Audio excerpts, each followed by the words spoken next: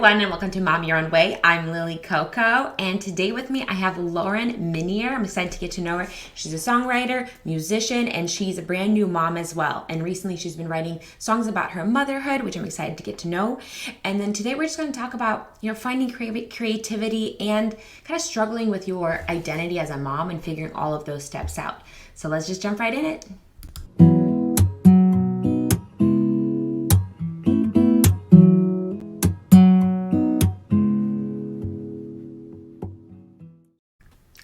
Hi, Lauren. Hi, Lily. Hi, it's so nice to meet you. Nice to meet you too.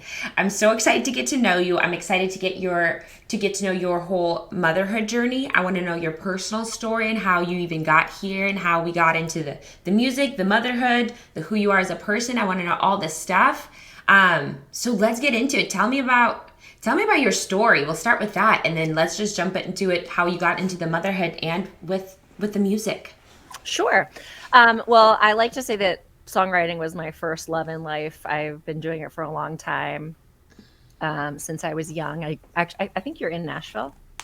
I'm in Nashville, and my husband's a musician, songwriter. He's got like his own. He's so good at music, but he Cool. also says that like music was his first language. And like when I hear that from somebody, I just can recognize that it's such a passion and such a love from your heart It is. that you speak through music. So I love that. Yeah. No, I actually grew up in Nashville. Oh Yeah. yay! Yeah. So I live in New York State now. I haven't lived in Nashville since high school, since I was high school age.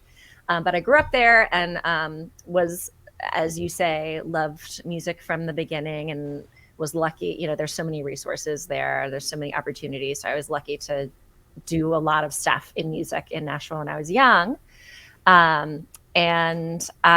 But I find that I really got back into it when I became a mom, Mm, because I found like I found that I needed a creative outlet in a different way. okay. Um, and like motherhood is so much harder than anyone tells you it's gonna be. Right? What is that Um, about? what I don't know, but I mean, I'm glad Yeah. you're here talking about it, because it needs to happen. I feel like I mean, I've always been musical, but I had a totally different career. I'm actually a psychotherapist. Um, Wow. but then when I was pregnant with my first child, I really was inspired by an album by Sturgill Simpson that he wrote to his unborn child. It's How called A Sailor's beautiful. Guide to the Earth. And I, sang that album to my son when I was pregnant with him, and found that when he was born, that was kind of the thing that I relied, like when you're in these moments of parenting that you just have no idea what to do. I found that like music was my language with my child. Like that was the Wow. way that I could help him regulate. It's how I could like keep myself together. Mm, We could, make music together, or I could sing to him, or I could always make up a song about like what I was trying to get him to do, or, yeah. and I felt really inspired by that role. I was somebody who, I don't think this is true for everybody, but I was like, I knew I wanted to be a mom always. Wow. Like I was always planning to be a mom and always had that in the back of my mind. So it really felt like I came into myself as a mom, even though, and I don't mean to romanticize it, even though it's like very challenging. And then I actually had my second child 2 weeks before the pandemic started Mm, in February of 2020. So it was a very different, more challenging experience because I had a newborn and a toddler during the quarantine period. And my husband and we were like between, there's a lot of details about where we were living. We were in the city, we were in New York City at the time, which was like a hot zone for the pandemic. yeah, New York City got hit really bad, It right? did. And there's a And lot of commotion and closures and migration and people come, right? Okay. yeah, and so we had already planned to leave the city, but our home was not ready for us yet, and so we're sort of like in between. It was just a very chaotic time to introduce a new baby. Um, and the first time around, I had a lot of support. Yeah. I had all my regular friends and therapists and all that, so acupuncturist. And this newborn phase, the postpartum period with my second child was just like survival mode. Mm, Um, And it was Because you really didn't have hard. anyone like around, you didn't have that support system. It was just It was kind just the of, 4 of us, yeah. And my yeah, husband was working remotely. So he was home, but he was working remotely. I was on maternity leave. And then my 2.5-year-old was doing remote school. man. So whatever that is. So we Yeah. watched a lot of Disney movies. But it was just a really, I honestly think in the time, I was sort of protected by my hormones and I just did what I needed to do. Yeah. But it was a really hard thing to come out of because, once things settled down, the baby was a bit older. I really struggled to like sleep through the night, even though I was not nursing at night anymore. It was hard for me to come like out of survival mode. Mm, And and like to process that experience. So I found myself relying really heavily on songwriting to cope and process. And, I think that music can express pain in a way that words can't all the time. And yeah. so that was very healing for me. I mean, this is not new for me. I've always written to process, but I found myself just writing to get through this time. And then I decided, I hadn't gone back to work because I had my kids home during COVID. And I decided to take last year and just write music and see where that took me. Mm. And I ended up writing over 50 songs. And Wow. so now I'm recording and I'm going to be releasing 11 or 12 TBD at the end of the year. And the album is really going to be about that postpartum experience, how I felt, how it impacted my relationships. And there's a little bit of social commentary in there maybe as well. But, I don't think that we hear, music speaks to women, obviously, but I don't think that we hear enough about like the direct experience of motherhood in Yeah. our culture in music. So I'm hoping that it helps other moms feel seen and heard Yeah. in a different way. It's such a good idea. I think you're 100% right that it isn't. When I think about music that involves women, it's either, they're hot, so we're going to get married and it's all cute, or she's already a mom, she's going to give me a baby, that's all cute. Mm-hmm. Moms do a lot, she's really beautiful, I really love her, or the breakup ones, whatever. But not about the actual Identity. challenge, and the identity of being a mother. And there's so much, we've discussed this so many times and I love the topics, but the relationships that you have to change, whether it's with your significant other, with your mom, with your friends, that really changes. The postpartum period itself, I wasn't prepared for. I heard the term and I was like, okay, and I didn't give it enough attention. Maybe if I would have done more research, but I feel like I'd done enough, and it still wasn't what actually happened. Wasn't what I was prepared for, and But there's that's so many different ways it can go. yeah, and it should be different for everybody. It's just that's what inspired me to start the podcast, but because I wanted to talk to more women to get the experiences, to learn the stories, because I feel like there wasn't that much information out there. Then I started finding more blogs, which are really helpful. There's a writer called Jessica Ulrich. She does really great poems about when our babies reach out to us, they're actually saying I love you and I need you, even though you might find it annoying. They're your best friend, they don't have anybody else.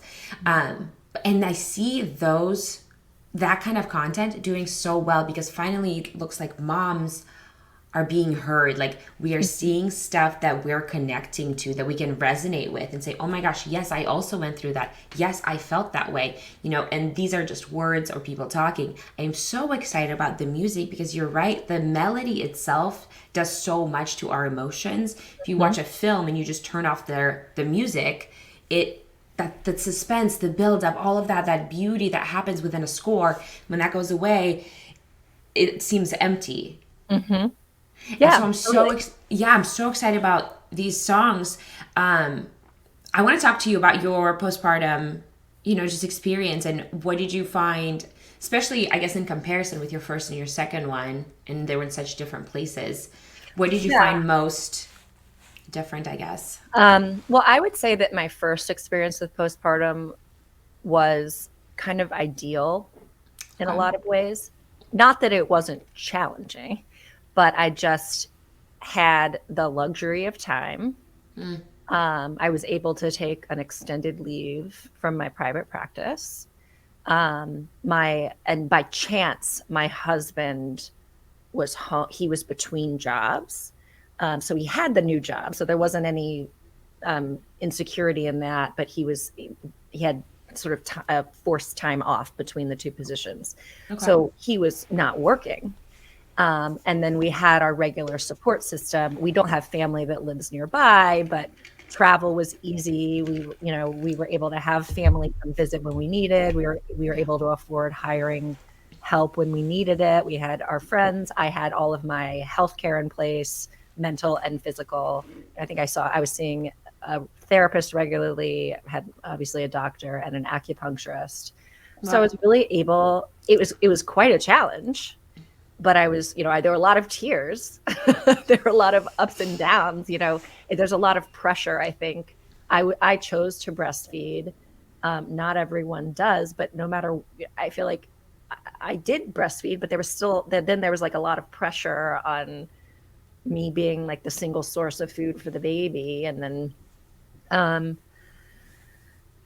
yeah, it was hard, but like manageable because I had a lot of support. Like, I think, I struggled, but like in the way, with a community around me for support. Like, I remember having a really big dip in my mood when I weaned my first son, and that was maybe the first time I was like, whoa, like really disoriented. Um, Mm. but but it was okay. It was very challenging, lots of unexpected things, but I was able to ride. And then the second time around, and I consider myself unique in that situation because I don't think that most moms get that experience of having enough support and enough time. As a therapist, I have treated a lot of women in my practice and have treated people who work as nurses and had to go back to Mm. work 2 weeks after giving birth to a baby, Oh, which seems so backwards and is completely inhumane. Uh, yeah. so Oh, then my, it's yeah, hard. That's hard. So then my second postpartum experience was equally normal, but I just had none of the support Mm. around me. And so, I mean, how do I even detail what was harder? I did not sleep for almost a year. Because we didn't have enough space and time to like figure out the sleep. We were just surviving. So we were actually we were in a rental space. So we were in one bedroom. So I had the baby in the Mm. bedroom with me. And I was just nursing through the night because that was kind of the way we didn't have enough of a break to like have a strategy about it. We were just You just surviving. have to get going. Yeah. Yeah. And so I was up every 2 hours for a very long period of time. And then even when the baby started sleeping more, I couldn't sleep. And I was still getting up and was very preoccupied. So that was hard, like getting back to sleeping at least 5 hours a night. And my mood really took a hit. I was very sad. I was very anxious, particularly with the pandemic. I'm actually not a tidy person at all. I'm very disorganized, but I was very anxious about, germs and cleanliness. Like Mm. that really was upsetting to me. Like, even if the idea of someone bringing groceries into the house without wiping them down first, like I would really panic, Mm. because we didn't have any information then about how. Yeah. And you're looking out for the safety of your family. I mean, you have a newborn baby, there's a lot and you're in a small space. So it Yeah, makes sense to be.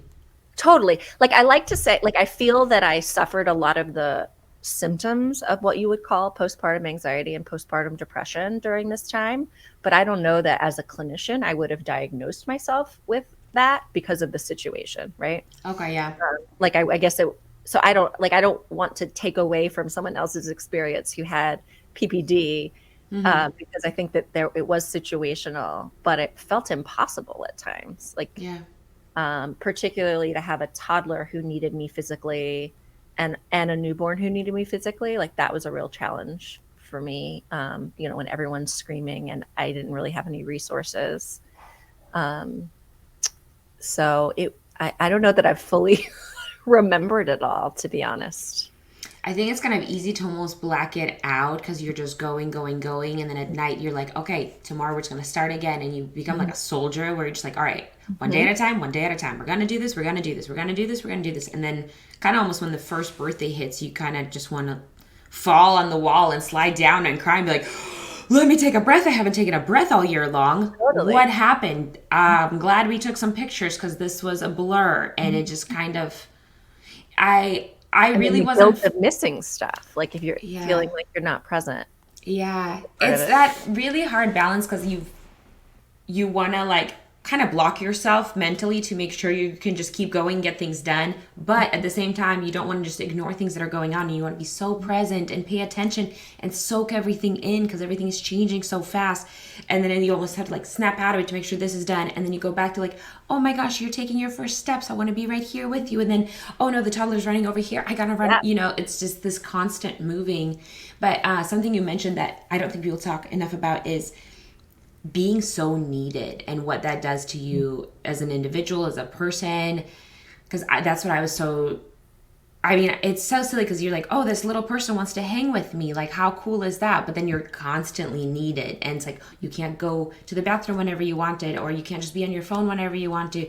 And your regular schedule changes of regular things, of like, you're eating, you're sleeping, you're just drinking water, and every part of your existing kind of changes because you're so That was needed. eating and drinking water kind of went out the window for me in the second.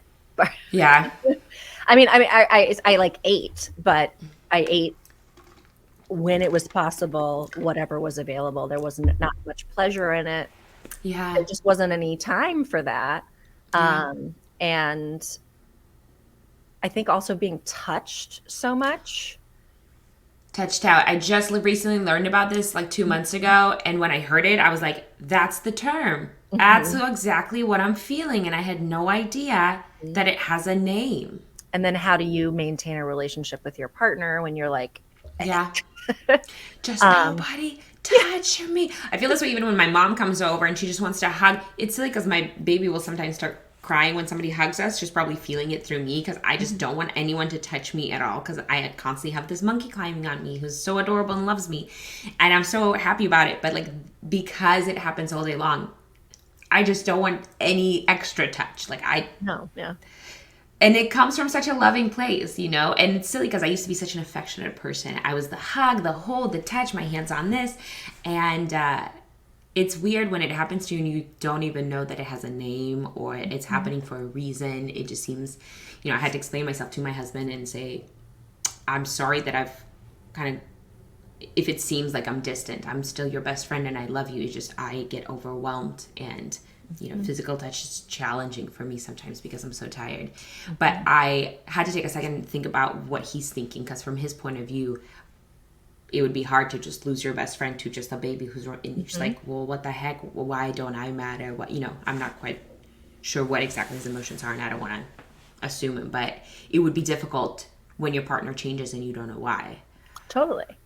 And I think, I felt like with each baby, I became a totally different person, and it's hard to be married to someone who changes that much. I think there's like science on that your body chemistry changes completely when you have a pregnancy. Interesting.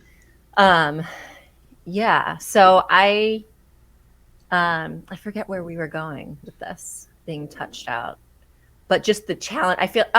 I know. I feel like it's very unnatural to have to manage all these things. There are challenges that come with just the way that we live in modern life, where like a lot of people work outside of the home, and then the children are in the home. There's some things that were existing before the pandemic, but then also the pandemic isolating us that much. It wasn't really a natural way to go through this. And I ended up feeling like a complete loss of self. I felt very invisible and like, like I didn't matter at Yeah. all. Like no one noticed that I was there, that I was just sort of like a cog in the machine, Yeah. um, and very angry, at Mm. my partner, yes, at myself, but like at the world, like just real anger and rage. Wow. Um, and so those are the feelings that I tried to write through. Um, and um, yeah, I imagine I'm not the only one because I'm not the only one who had a baby during that Y- time. And I'm Yeah. also not the only one who's ever been in a circumstance where, like, you couldn't decide your own fate, kind of, like I feel like it speaks to my privilege in life that I only experienced this during the pandemic for the first time. Like, there are lots of people who have babies in a war zone or, Sure. like things that where your circumstances are outside of your control and your ability to take care of yourself and take care of someone else. I think at times it's just kind of hard to even consider those things because you're so caught up in taking care of another person or Mm-hmm. two other people that at least for me, I put myself on the back burner and I almost stopped caring about myself. And then I would see other people's emotions or feelings towards me through that lens. So it's like they Mm-hmm. didn't care about me, nobody cared anymore. And like you said, kind of feeling invisible, feeling, I guess, unwanted or like you don't matter. Mm-hmm. And because also you kind of pause your life. I mean, your life keeps going, and there's so much richness that is also added with children, but the life that you had before really pauses. So Mm-hmm. even small activities like going on a run, now maybe you can't do it at that time, or getting a lunch and spending an hour for it with your girlfriends or whatever, or even with your significant other, now might not work due to nap time or whatever. We talked about feeding and drinking. I just scarf things down so fast now because I just need to be done so that I can get to her because it just makes things easier. Mm-hmm.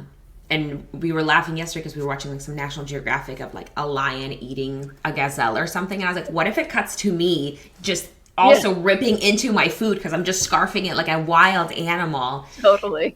And we have my mother-in-law who comes over sometimes and she'll kind of make these comments of how I eat really fast and we finish really fast, and I'm embarrassed about it because I know I'm scarfing it like an animal, but Mhm. it's okay because I'm not in a nice restaurant right now, and it's I'm not trying to impress anybody. I just need to get it done, not as a food energy, not as an enjoyment activity, but just the energy food that I need to get in my body to keep going. Yeah, it's just like something you have to do rather than Yeah. experience that you have. Yeah.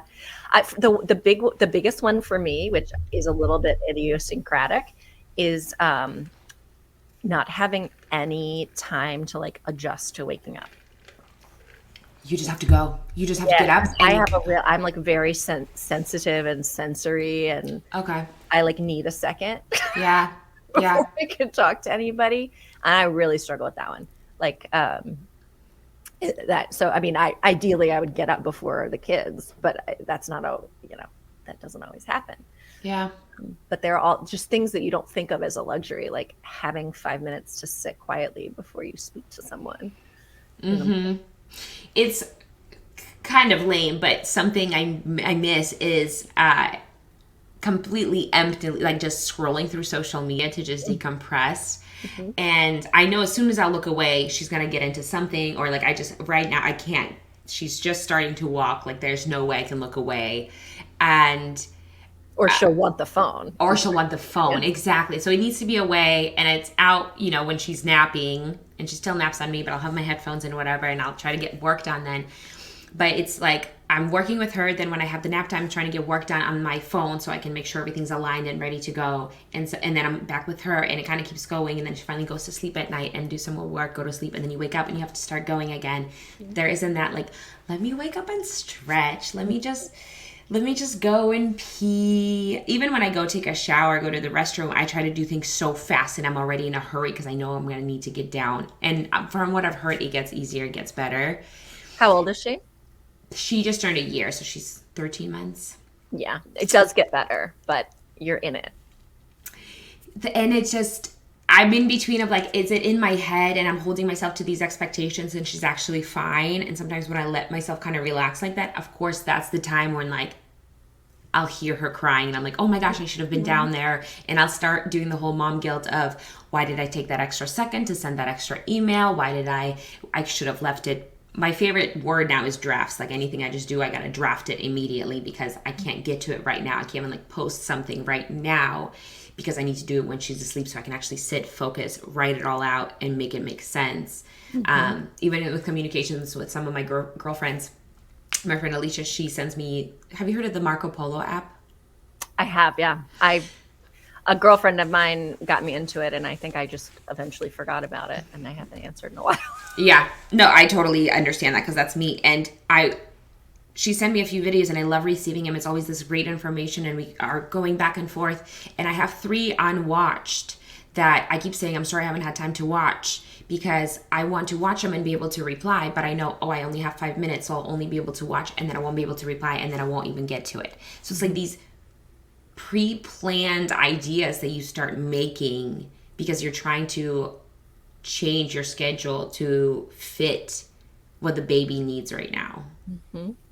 Well, and it's like we forget, I think, that it really is a full-time job to take care of another human being. And so like anything else that you want to do makes, sort of impinges on that time and energy.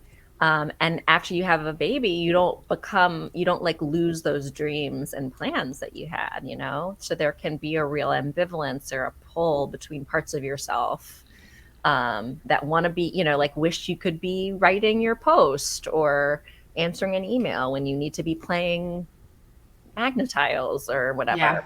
And those moments are really hard for me because I feel it's like, you like are away, but you feel the pull to be with the kids, or you're with the kids and you feel a pull to be doing something else. I have a song about that. It's called Soul Tide, where you're like, tied, you wouldn't change it, right? Like you wouldn't, for me at least, I wouldn't change having had children. I really wouldn't go back. I wouldn't want to go back. And there are these things that I miss, like the freedom of being able to, do something unplanned, meet someone, explore an opportunity without thinking through the impact on your family, whether it's your career or something else. That, there's like a part of you that kind of has to be left behind that will never totally be able, and you'll never really be able to relax again in the same way. Like there's a part of you that will always be hypervigilant. Yeah. I'm so excited to hear that song. That resonates a lot with me because I have all these creative ideas I want to do, and then I'll get kind of upset about it that I can't get to them. Yet the solution isn't not to have my baby because I still want to be with her as well. It's almost like I wish I could do both. And I can't. So then it's like, well, what's the priority? Well, right now the time is her, so I just can draft it or make notes so that I can get back to it later. But then more ideas arise, so you're just kind of piling ideas on top of each other, and not really, and you're not getting anything done. And I think that's one of the things that I really struggled with is not feeling productive. Like I was really productive as far as taking care of my baby and being really present with her. And I mean, we play and we learn and we study, and it's this and this, and we do 15 activities a day, and it's just like, I am productive in that way, and I can see it through her like learning and how she speaks and things that she does. But I don't feel productive in a way of my own personal self, of things that I like, if I didn't get things done for the podcast that I wanted to do, or the blog, or any of my other like million ideas that I have going. And so then I'll get down on myself that I'm not being productive, I'm not doing enough, I'm not enough, and it kind of trickles down to my self-value. And my husband does a great job. Feeling disconnected. I mean, like you need to be connected to the world. I feel like that's why social media. Have you listened to the podcast? I'm on the spot and I'm not going to be able to say the name of it, but there's a podcast. I'll think of it before the end about like the mom blog economy, basically, about how. No, but I want to learn. And if you don't remember it now, come back and comment it so we can find it. Okay, I will. Of course. Anyway, I didn't plan to talk about it, so I didn't have it written down. I'll put it on here. There's a journalist who did this podcast on sort of like the culture of mommy blogging, and how people have opinions about mom blog or what, like putting Yeah. whatever, but that basically women, there's so much unseen work that is done by women, and people have figured out how to monetize that. And there's this like, sort of whole unseen economy online that we don't talk about as part of the larger economy. Yeah. Because, women don't disappear when they have children. Like they Yeah. still have creative ideas, and, you might have, networking, it just looks different. Yeah. Right? Like you just are doing it at the playground instead of over cocktails or whatever. And so there's a lot of, I don't think that you're alone in that. Like there's a lot of creative energy, particularly when you're in a phase of life when you're creating a human, right? Yeah. Like I find that has sparked my creativity because I kind of need to be in a flow state to parent in the same way you need to be in a flow state to write or to make. So that the two feed off of one another, I think. Yeah, I think you're right on point. It's silly because I have been so much more creative. It's like a cannon is shooting out of me because she's learning and growing every day with all the things that we do every day. I get more and more ideas. Yeah, and so totally. And then that inspires the other one, and then the other one, and it's this like really moving thing that's going on. It's just trying to find the time to sit down and do it. I love that idea of the economy with this. Because you're right, moms don't disappear. We are doing so much and we're learning so much. It's just the interactions are different. And right. So well, we now, call it not. Well, if you have the choice to not be working outside of the home. Yeah. For like the stay-at-home moms, I guess right. Like yeah. I think the dichotomy of working or not working is sort of false. Like you're working regardless. Like you're still creating things. Yeah. You don't turn off. It's become like a different thing because my whole world and kind of how I used to make money switched. Because instead of going to work or doing things for myself, I'm now doing it through content creation. So the videos I post or the blogs that I write, so that either they're getting monetized or I'm getting paid per something, or there's different ways of doing it. But I like this idea because I think women in general spend a lot more money in the economy. And so they're like the perfect market, I guess, but somehow are almost ignored as the audience that really matters, but they're the ones that are going to be as like an active audience. They're objectified as an audience, but but they're the ones that are going to be making that call of things that you need in your home, things that you might need for your kids. Anything in your home is usually going to be decided by the woman. It's like, hey, we need this for the kids. We need this too for our kitchen. Or whoever's like the primary caregiver. Yeah, exactly. It's so interesting. But I think there's like so much power. And that's why I'm excited about like the podcast or the blog, or like I want woman moms just sharing their ideas. And I want to create this like network of moms. So instead of Food Network, I want this to be a mom network where it's like, you can almost like tune in and like maybe it's like a recipe mom, and then a crafty mom, and then a music mom, and then like, oh, this one's doing this online business or doing this crochet or doing this writing or doing construction, whatever. Like, but you're not only the job, but you're also a mom as well. So it's like having two jobs. And like, I just want this network of interactions and help and advice and support and this big boiling pot of delicious sauce of moms is what I want. Well, it's almost like a return. It's like trying to approximate like the village, That's right. That's exactly what it is. That's exactly what it is. We've gone so far from what it used to be as far as childbearing and giving birth and that village community that you would have. Especially in American culture. I know like in other cultures it's still very big of like the kid is with the grandparents or with the aunts and uncles and the cousins all really close. But I think it's more separated in America, and then even more so because of the pandemic. So people, like you said, couldn't travel, couldn't go anywhere. People were afraid, people were scared. And politically wise, it really divided a lot of people and families also. And so it seems like everyone is really divided, and we're almost looking onto social media or these other outlets to feel connected, to feel like we matter, to feel like we're part of this village, tribe, community, or family almost. Yeah, which can be, which can be a little depressing, but it is what it is. I feel like we have to take what it is and try to make something good from that. And that's, music has changed a lot, just the industry itself in this time. Like That's being true. an independent musician is available to people in a way that it was not. When I was 16 in Nashville, you couldn't, self-release your music. You needed a label. And now you can, anyone can be in. There's like 60,000 songs that get released on Spotify every day. So many. So many. Wowie. I know. So there's something to be made from that. I think that's positive. I hope, I hope Yeah. that for our children, we can make something that's positive out of the internet.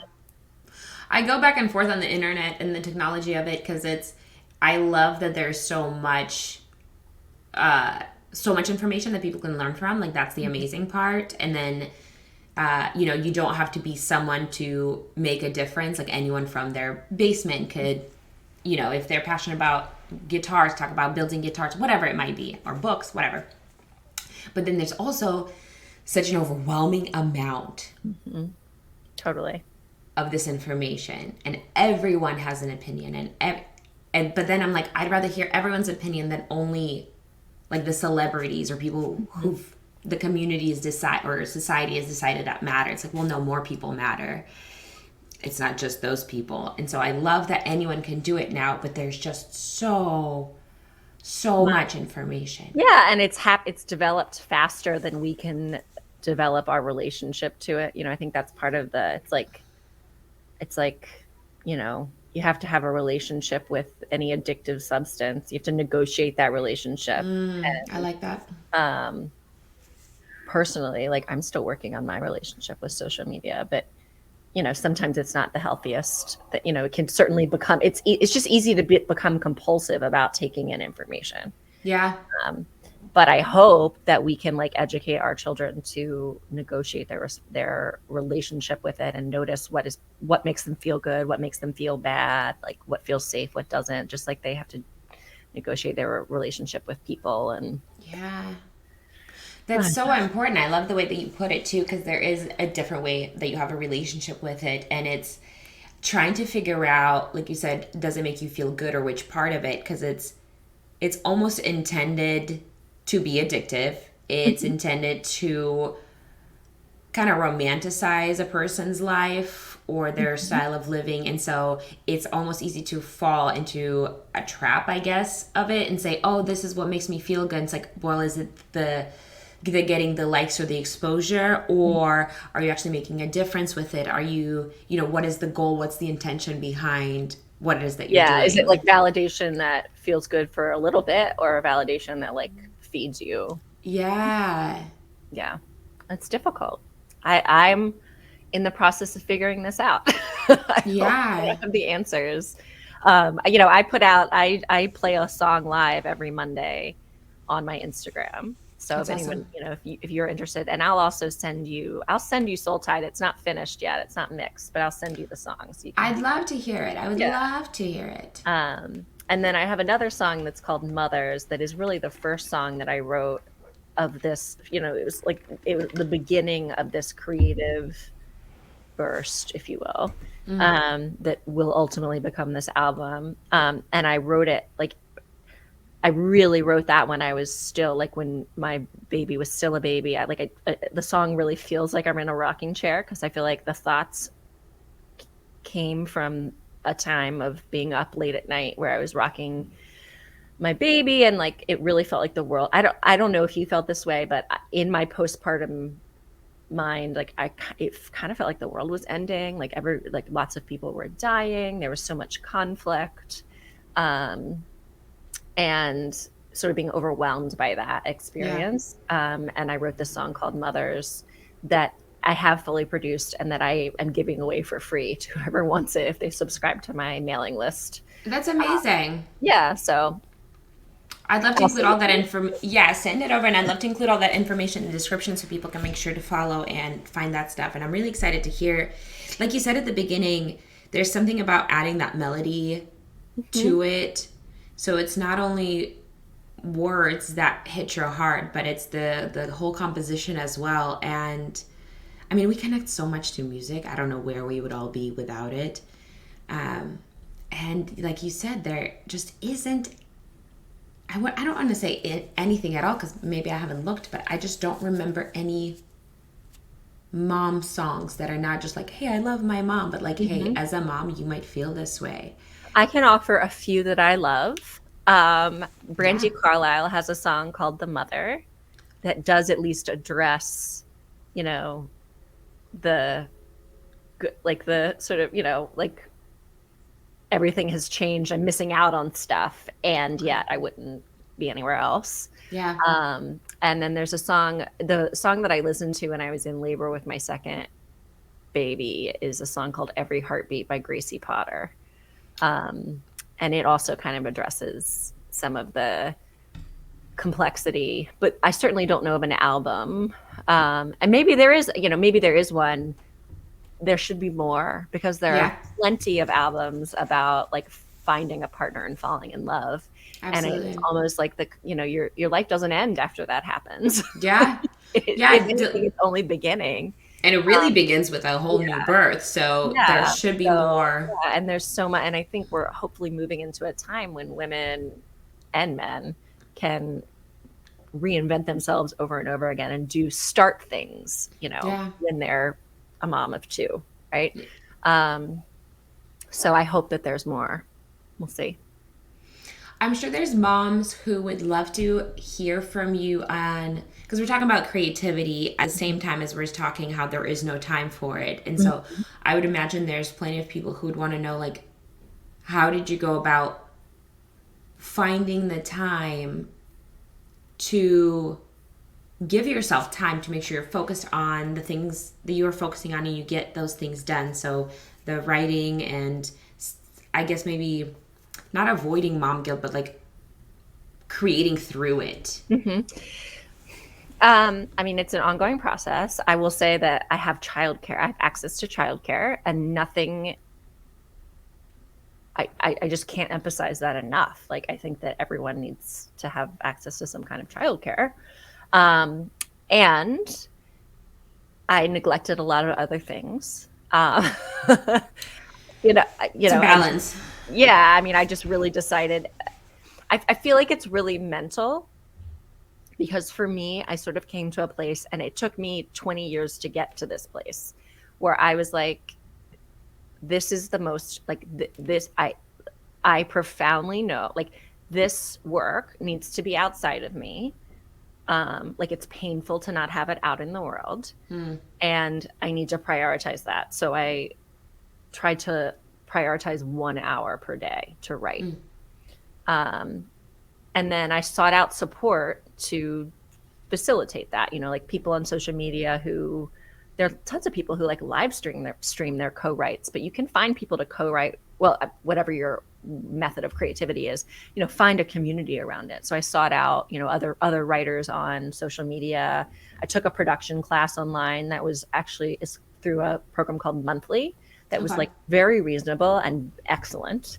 And met a friend through that who I was writing with.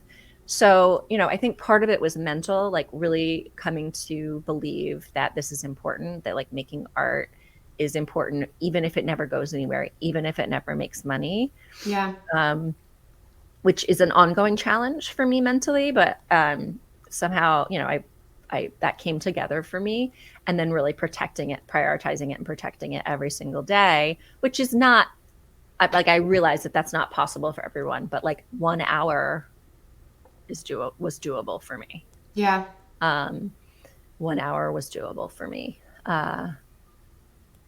Yeah, I think that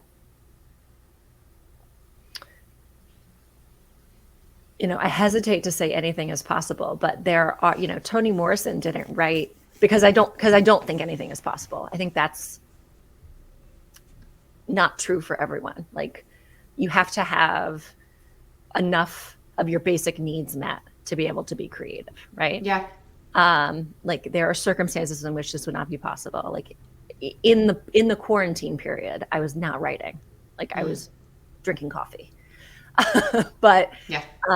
but I do think that like when you figure out something that is your calling and is your priority, you find the time. There's a quote, I think it's Toni Morrison, about how she started writing when she was 39 and she already had children. And I won't be able to, I'm going to paraphrase, but effectively she was like, I, would think about all the things that I had to do and realize that really all I had to do was write and mother. Like the Christmas tree can wait, which is my personal joke because my Christmas tree was up for all of 2021, literally. That's amazing. It was up the whole year. I just never took it down because I was focused on reading, on writing. So you should do what is it, Christmas in July Christmas card and like send them out middle summer with your album, like QR code right there for people to scan and be like, totally. If you're a mom like me with still your Christmas tree up. Yeah, really, I mean, funny. Like you have to choose and really realize what is important. And it's hard, particularly as a new mom, because I've been where you are, to really feel like anything can go on the back burner and that you don't have to do it all perfectly by yourself.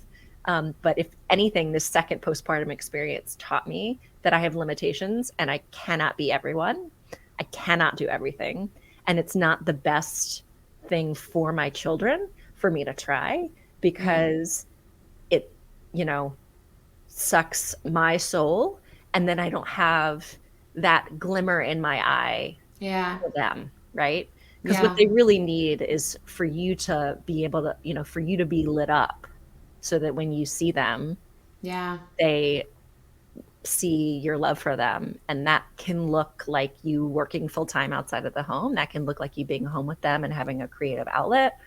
That can look a lot of different ways. But for me personally, it does not look like me being, the stay-at-home mom, the preschool teacher, the cook, the housekeeper, all the things that, and then I don't, when I did that, because I did that during the quarantine, I didn't have much left. You're just so tired and exhausted. Yeah. But when I write, like it lights up my soul. It makes me feel alive and it makes my time with my children better. Yeah. And so in those moments where I feel a little bit of guilt where, like I enrolled my kid in an extra after school program so I could have time or whatever. I try to remember that. It's so important. It's hard finding that balance, but I think there's so much actual joy in it. Because like you said, you have to be a happy mom to make sure you can properly provide for your kids. Because if you're tired, it's pretty much, it's almost better to be a little unavailable sometimes. So then when you are available, you're 100% there instead of being 50% there the whole time. Because then I would imagine for the kids, since they feel so much and see so much and read through things without actual words, they would start questioning, like, well, why isn't mommy happy? Like, we're playing and she's playing with me, so why am I not making mommy happy? Oh, mommy's mad at me because all we've done for the last hour is play and she's upset through that. So they would start connecting those things and maybe blaming themselves, which can then create a whole trauma effect for later years for them to try to figure out, well, why was my mom never happy? It's like, well, because she was trying to do so much, but you're actually kind of hurting not only yourself, but your relationship with your kid. So it's interesting to like consider those things and start wrapping your mind around them.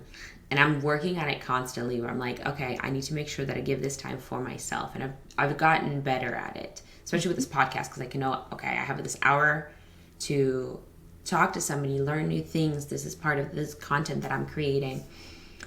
But I still feel bad about it. And I'm trying to like listen to that mom voice, mom guilt voice and say, okay, but that's not really me. That's not really me talking. It's the mom guilt of these emotions and this other, because we hear so many different voices in our head constantly.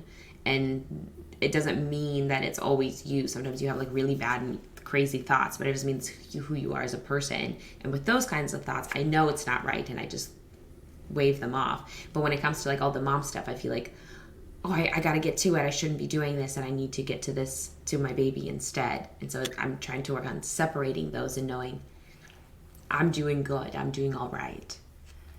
I relate. I've been there. It's so hard. I will say, I'm a big advocate of therapy. I am a therapist. I like to go to therapy. And a therapist of mine once gave me the gift of saying, like, your children, and I don't know that you can take it in the same way because I'm not your therapist, but like, your children need that spark in your eye. Like they need to see a glimmer. They need to see you light up. Like that's what they're living for. That's why they don't need you to be there every second of the day. They need to see you, how much you love them in your face, right? And so like whatever you do to make it so that when you see your kids, you can light up, that is taking care of your kids. And that's going to be different for, I have a friend who's like Mary Poppins, and she's excellent at being home with her kids, and like nobody can do it better than her. I wish she would take care of my children all the time. You know what I mean? Yeah. And that lights her up, and not 100% of the time, but like my point is like the amount of time is going to be different for everyone. And that path is going to be different. So for you, it's making sure you get time to write and produce and create your music or any other hobbies. Or it could be, for somebody, could be making sure they go to the gym, or making sure they just get a coffee with their girlfriend because they just want to chat and vent things out, or sitting down and reading a book. Like it's just going to look so different for everybody. Totally. And it's hard, you have to really get to know yourself to know what you need, which of course is hard work. But is what we hopefully are all working on. Yeah. Plus, I also think it's such a good example for your kid, for your babies, for boys and girls, anyone, when they can see their mom not only being a mom, which they love with that gleam in their eye, like you said, but also being able to take time and see it as a role model. Like, oh, wow, my mom was able to prioritize herself, and she knew how to make herself happy instead of relying on other things, or always caring about somebody else. Because then if that's the role model, they can, they might take it upon themselves to make sure that they never do anything for them to make themselves happy. And that's not what you would want for your baby. That's not what I want that's for something mine. I've thought about a lot because I have 2 little boys. And, we do live in a contentious time where, I think a lot about like the kind of world that I'm going to leave to my sons, and like what I want them to think of when they think of their mother. Yeah. And I want them to think of love and warmth and nurturing, but I also want them to think of, like courage and vulnerability, like, like taking a risk and like having dreams and being complex and multifaceted. And, not that they'll be heterosexual, but if they are, or if they're not, when they encounter women 20 years from now, like I want them to expect that. Yeah. From women. Cause I don't think that not all the generations before us got that. Yeah. So I think of that as well. But I don't mean to minimize how hard it is to feel like you're split in two, and that you want to be 2 places at once. I think that, plus the kind of what we talked about earlier, where it's like there's this narrative almost in society where you have to get everything done before you get married and pregnancy, and that's what all the songs are about prior to that period. And then it's almost like that's when it stops, because then you are only a parent and nothing else. But it's finding that balance where you can continue living and not only caring for your family and your children, but also continue doing the things that you were doing if you were still passionate about them. Because not only does grow. That your life is exactly. We keep going, we keep learning, and I think it's almost selfish if I don't do the things I want to do, because I'm not providing a good example for my daughter if I don't do the things. But when I do certain different things, and then later she can look and say like, oh, she did this and this and this, or she took time for that, I think that would be a better example and a better way of teaching her something, that, oh, your life doesn't stop. You keep going. There's all these other Totally. things, and learning as an example instead of, I think we talk about it, or you hear like those Instagram posts where it's like, do this, do that. But I think it's more important to be able to show those things to our kids in real life, so then they can see a real life example really happening and say, no, it is possible. And this is the real life story in front of me, to encourage her to be brave. Like you said, be brave and go for things and continue learning and growing. And to rethink things and keep being curious. Have you read Glennon Doyle's work? Uh-uh. I'll send that to you too. I think you would like her book. Okay, yeah. Yeah. It's interesting I think it's my first time kind of thinking that I'm doing her a disfavor by not focusing on myself. Because I'm not showing her that side of me. She only knows me as which I am, that excited mom, and I'm so stoked to be with her and everything. But I think it's important that she sees other parts of me, because I'm not only just that. There's all these other things that I'd love to show her, and maybe it's something she'll take interest in, or she'll say, hey, that's nothing of interest to me, and then she'll know she'll be interested in something else, and she doesn't need to waste her time on it. But like, I need to make sure I am present and 100% authentic in myself, and not just being a mom character, I guess. Yeah, and you're showing her the life you want her to have. Yeah. Which for me, that was a little bit of a revelation. That Glennon Doyle actually wrote about it. That's where I learned it. The idea that like she was in an unhappy marriage that was not meant to be, and she knew from the beginning, and like it needed to end, but she felt like she was staying for her kids, and she realized that like she wouldn't want that for her children. Yeah. Her daughters, right? Like, yeah, you wouldn't want to be unhappy. Nobody like wishes for divorce, Yeah. but choosing to lead by example can be a lot harder. Yeah.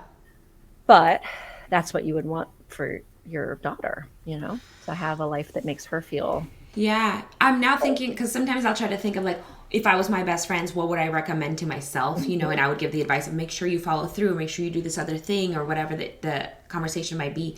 But now I'm thinking like, what would be the advice that I would give to my daughter? Like if she was in this situation, who's the person that I love the most, how would I advise her? And I would advise her to make sure she separates that time, to make sure she makes herself happy, make sure she does all the things that she feels will fill her up.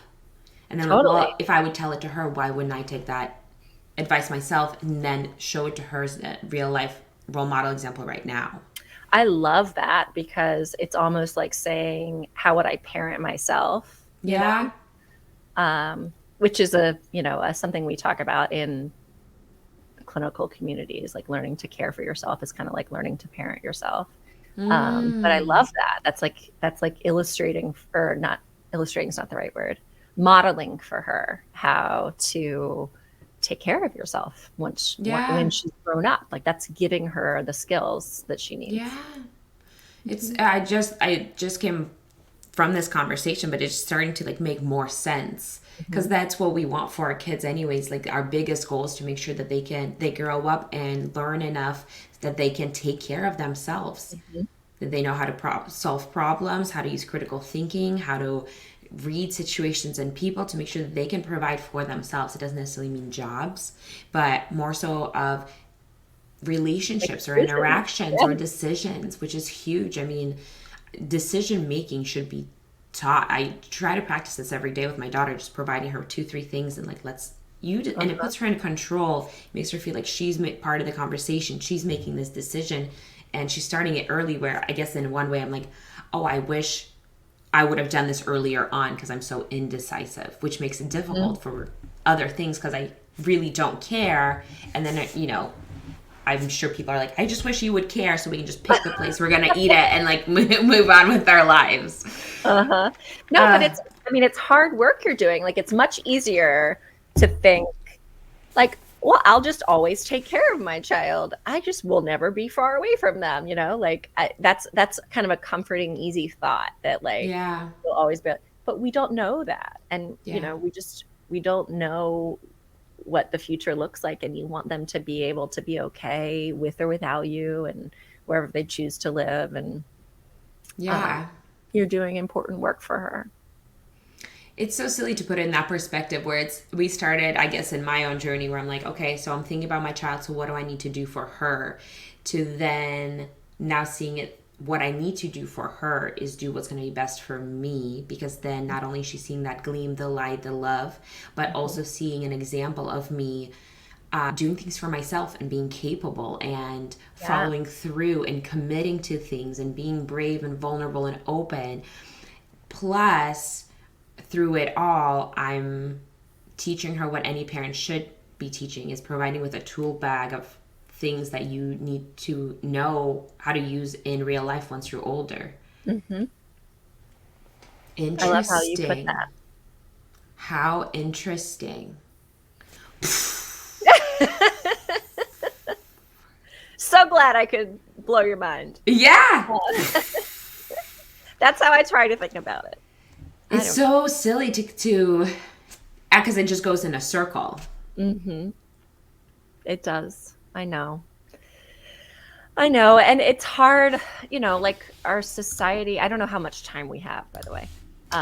We're gonna wrap it up soon. Yeah. So there's a lot of, so we get told that we're supposed to be doing everything for, like being the perfect gentle parent and all the different things, and it's hard to resist that.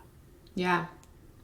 I think that's the other thing, is knowing what your own expectations are, and are you trying to meet your expectations and perhaps your partner's expectations of what your role is, and acknowledging and knowing the expectations of society or culture that we often put on ourselves, where it's like, well, I should be the teacher, the homemaker, the cook, the provider, the nanny, the housekeeper, all of those things. Or do you pick and choose? And I mean, does that even agree with your expectations? If that's not what you expected, but you are then put into those roles, I can see how it could be more daunting to just be like, oh, I don't enjoy being a mom because I have to do all these things. It's like, well, where did those expectations come from? Because you can still be a mom without having to abide to all of these rules, regulations that we kind of create in our own head.